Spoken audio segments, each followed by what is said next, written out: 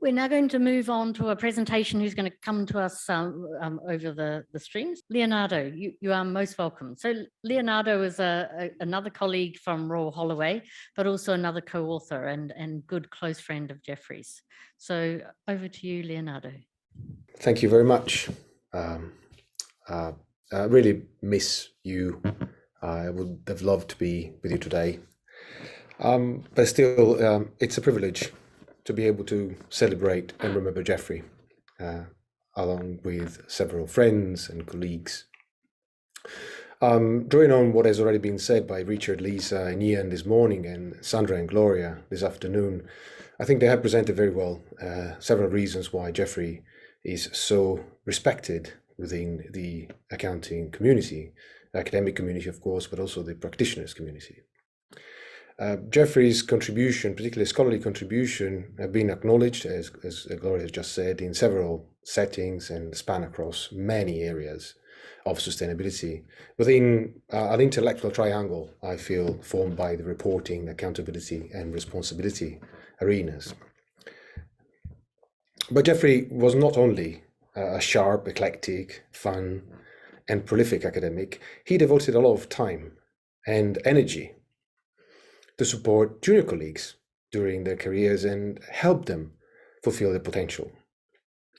Probably not many know, but Geoffrey was the very first person I met when I moved to the UK. The very first, literally. I moved to the UK in 2006. He was the first person I met in the Arts Building. For those of you who are familiar with Royal Holloway's campus, I was coming down the stairs. I was going up for my job interview, and he was generous enough to not only, of course, contribute to offer me the job, but also to mentor me. Since then. At the beginning, this mentorship took a less formal shape, but as time went by, this mentorship became more and more formal. Today, what I would like to do is to reflect on these aspects of Geoffrey's scholarly contribution. First, I would like to focus on his academic work, particularly on the joint work that Geoffrey and I conducted and published on the emerging field at the time of integrated reporting. Then I would like to provide some highlights about being mentored by Geoffrey. Now, in terms of academic scholarship, an area that is important concern for much of the social and environmental accounting community, and of course for Geoffrey, since his PhD, is the corporate social and environmental disclosure and all the processes that stem from it. And he's done a lot of research in the area in various times. I've been reading a lot of Geoffrey's work again and again, of course, lately more than ever. And I can think of, for example, his early work on corporate social reporting in 1999 with Linda Lewis on CPA. But at the same time, I can think of research published in 2003, 2005, and lately with Franco in 2014.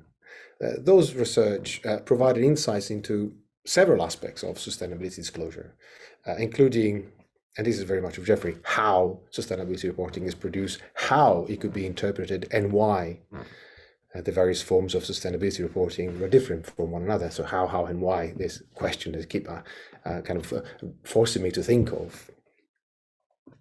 However, as well as the broad interest in social and environmental reporting, Geoffrey was particularly committed in extending the field. This is one characteristic of Geoffrey, looking beyond that long-term view. And one feature of Geoffrey's scholarly contribution concerned with critically engaging with novel phenomena, emerging phenomena, at a very early stage. And it was the case, for example, of the then new development of integrated reporting, and later with the Task Force on Climate-Related Financial Disclosure. So I'm going to talk about integrated reporting, though. What he did when approached the field, he advocated for interdisciplinarity work. He embraced tailored theorization, and was another feature of Geoffrey's work was the firm desire to pursue societal relevance, and he did that by way of in-depth research and solid research. I had the privilege to work with Geoffrey on 2 papers in this area, and in that time I learned most about Geoffrey's deep passion about doing research, but also how he interpreted the role of the researcher.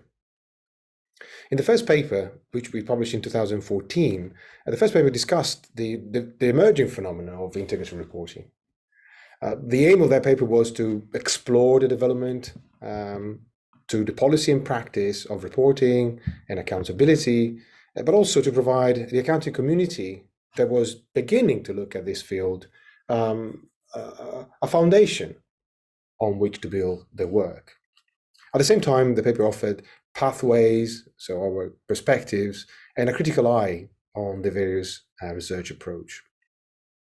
That paper, being one of the few in the field in an emerging area, rapidly became popular with scholars, and still one of the most read and highly cited paper of Geoffrey. But I would like to focus on Geoffrey's contribution in that particular work, which was crucial. The main contribution I feel consisted not only in his, that was something I deeply admire of him, is the ability to help shape the project and structure the paper. He had innate talent to find the aim. And I remember the conversation we had several times. He kept asking me, what is the aim of your project, Leonardo? There's a kind of obsession with that. But he was immensely talented in fine-tune the structure of that paper. But also, what I feel it was an even greater contribution in the project was his attitude to pursue rigorous scholar research with societal relevance. Theoretical diversity, methodological openness were also part of Geoffrey's scholarship. But not only, skills, there were also, my impression, but also duties that he carried with him all along. He called many times and in many forms for enhanced engagement with theory, engagement with practice, and method with no hesitation, whether it was commenting a paper at a conference or giving a paper at a conference or being called in for a keynote or even in the highly prestigious outlet in which he used to write. For example, he contended that to analyze the considerable breadth and depth of complexity that underlie sustainability, rather than greater meta theory, accounting scholars should engage in a range of refined theories, each providing a simplification of a specific aspect of this complexity. And again, this was in contrast with some prestigious and prominent academic, but he didn't care. He just had the idea and expressed it very clearly. And again, I'm quoting from his AUS paper that he wrote in 2016 with Brendan O'Dwyer. The simplification of this complexity should help us, and was alluding to the academic community, transform accounting for social sustainability data into robust evidence to influence policy and practice. But I alluded to the paper in 2016, but I could allude to the other paper he had with Chris Chapman in 2014, which had a similar message. As far as I can tell, Geoffrey's concern with robust research and specific refined theory has a long roots, at least to his commentary in 2008. When he published, the editors of IIIJ published two commentaries on a paper on the newly proposed theory of strategic reputation risk management. He felt very strongly for that paper. And the justification he used in the commentary, which I strongly urge you to read if you haven't read it recently, reflects, I think, entirely the way he felt about the usefulness of theory and theorizing and the analysis of complex phenomena. And he wrote about this many times. So novel approach to theory and theorizing, looking for narrow, deep theoretical perspective, in-depth rigorous research. These are kind of mantras that I from his approach to doing research that I keep with me all the time when I approach research myself. And of course, his work on integrated reporting was no exception. And that's exactly what he did in the second paper on integrated reporting that we managed to publish in later on. So this second paper looked again at integrated reporting practices because some time have gone by the first paper. So we wanted to reflect on these practices. They had time to mature, had time to become more widely adopted. And we built on the growing body of literature in the area, borrowing from other body of literature, particularly the creativity and innovation literature, finding that whether extensive research had been undertaken in some phases of the integrated reporting journey, there was one part of missing, particularly much work. That was the conclusion of that paper remained to be done on the final phase, which is impact. And it was an important finding that links directly with Geoffrey's personality and Geoffrey's character, the pursuing of societal relevance for his research. So in this respect, the combination of the two papers speak loud about this trait of Geoffrey's nature. Both papers aim to raise awareness on the role of integrated reporting and in turn of social and environmental account research in helping solve urgent problems. And importantly, he was very concerned that very little research was published on impact, something that I keep hearing from colleagues, and I couldn't agree more. But his scholar contribution, I think, is perhaps even more important now than it was then. He argued that as society provides us with resources, and this is something that he kept saying even at the BAFA 50th anniversary celebration that has been mentioned earlier on, as society provides us with resources, what we as an academic community need to do is to provide evidence for knowledge exchange so that we can enhance society, to give back. And he said so in the keynote address, and I'm quoting again from that address, such a crucial function of research is only effective where society values the expertise and integrity of a field of academic research. So integrity, solid research, they're all part of the same path that Geoffrey brought all along with him.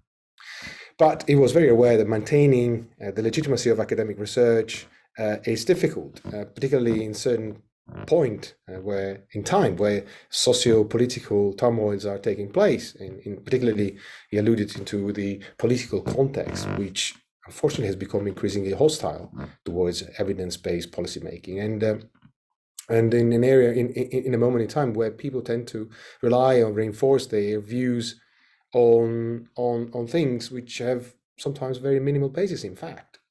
So he argued that in order to avoid it, or at least overcome, robust research was the way to go. And we can see that in the different narratives that have surrounded the COVID-19 pandemic, and more recently in the COP26 Climate Exchange Conference that is taking place not far from here. So social significant, high quality research, the idea of moving beyond the comfort zone are all features of Geoffrey's scholarship. And particularly, I could decline that in terms of making a difference through the work that he was doing, the rigor, putting as much effort as possible, innovativeness and openness of his mind. This is something that I carry with me all the time. But these are themes of his personality that reflected not only on how he did his work, but also in how he got himself involved in the development of colleagues, junior colleagues. So I would like to talk about this in the remaining part of this conversation. Ian noted earlier that there is a lot of Geoffrey's personality and humanity that are less visible than his published work. Nonetheless, I argue they are equally important, and one aspect of this rounded personality is him being a point of reference for younger academics. He was inspired by a true and genuine interest in and care for people. He was an invaluable mentor for many of us, from junior scholars to even more senior ones, taking a formal approach to mentorship, more formal approach. Geoffrey helped us achieve our personal and career goal, well, some more than others, depends on the intensity of this relationship, of course. But he introduced us who had the privilege to be mentored by him to new ways of thinking.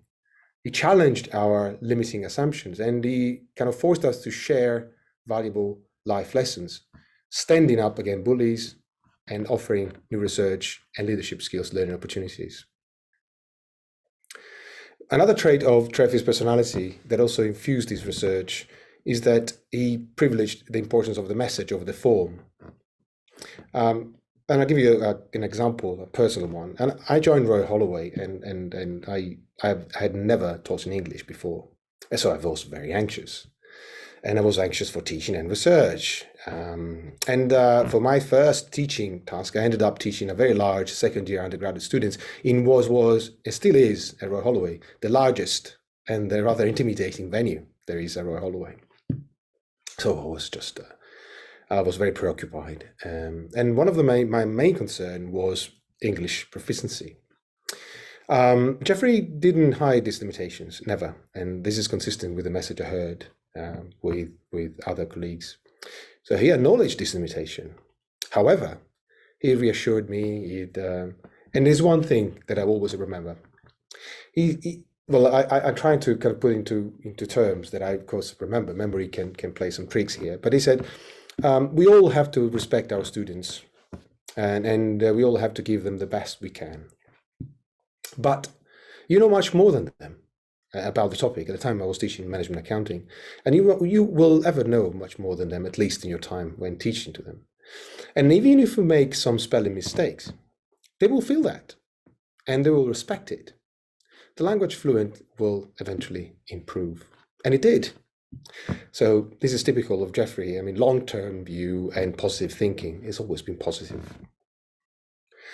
But this is not a story of a humble beginning of working hard. There are some who have a gift, and then there are those who are propelled by those people who have a gift and believe in them. And such is the case of Geoffrey's mentorship with me.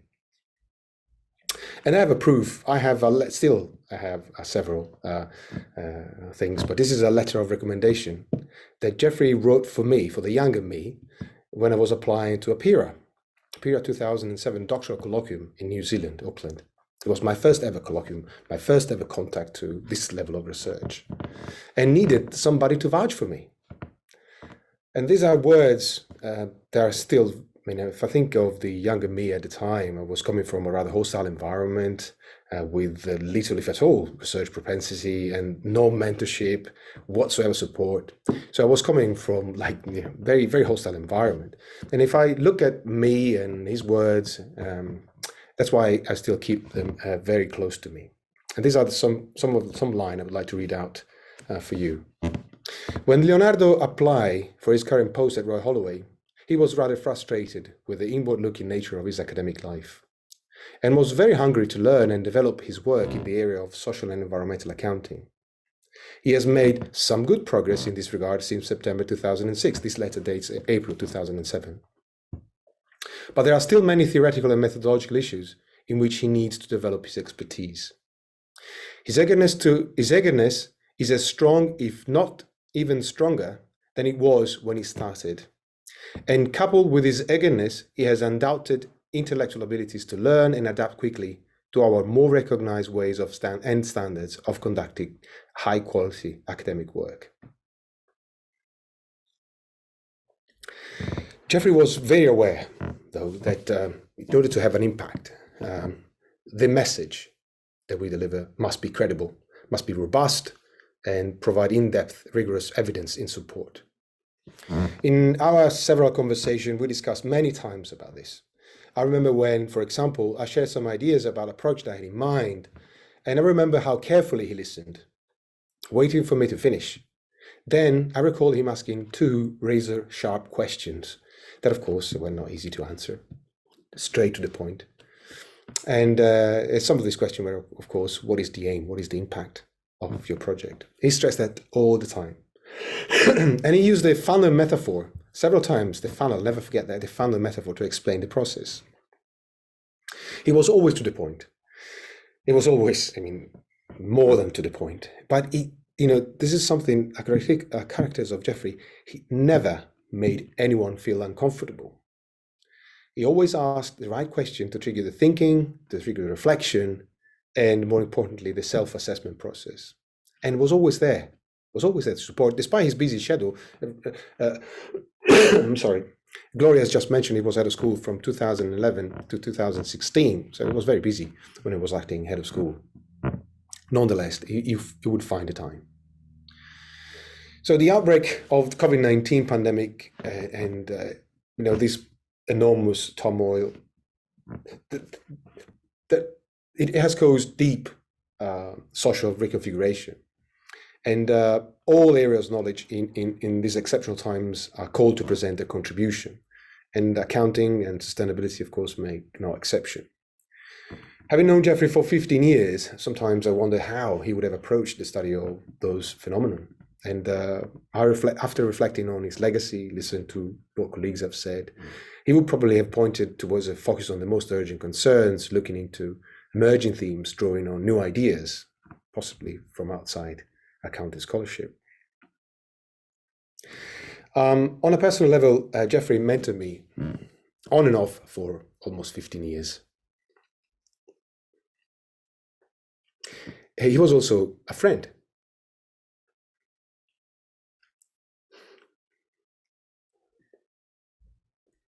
And working with him was a privilege. And of course, his death was devastating. Franco, at the funeral service, outlined very eloquently that Geoffrey had an extraordinarily successful career, achieved remarkable things, but he had always time for everyone. He was approachable, was humble, willing to help. And I, as many others, have been assisted by Geoffrey in some fundamental ways in my life. But on a more positive note, his legacy lives on, not only at Royal Holloway, and specifically at the School of Business and Management, where sustainability accounting and accountability is now enshrined in the school research activity, and in the group of exceptionally talented colleagues at the School of Management I have the honor to work with, and in the school and the accounting department particularly, some of whom Geoffrey helped recruit. But at a much, much deeper level, I will miss him immensely. There is one last thing I would like to say.